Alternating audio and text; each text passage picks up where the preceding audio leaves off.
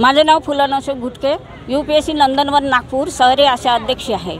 माझं हेच म्हणणं आहे की जसं अजित पवार दादा म्हणाले की आशांची ओळख त्यांना पटली असं मला वाटते। अजित दादांना जसे आशांची ओळख पटली तसे ते म्हणाले की आम्हाला आशांनी जे काही मागितलेलं आहे तर ते आम्हाला काहीच माहीत नाही।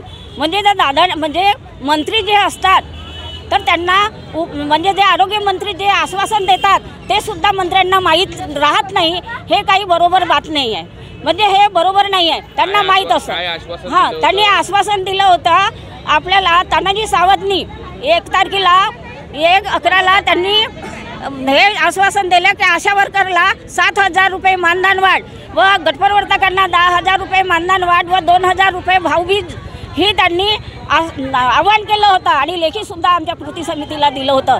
पण ह्या सरांनी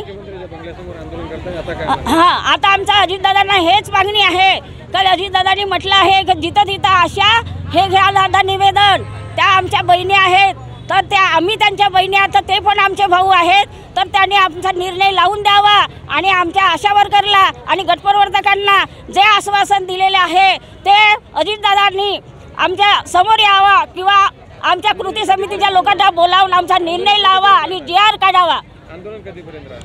आंदोलनाची काहीही आम्ही सीमा सांगू शकत नाही।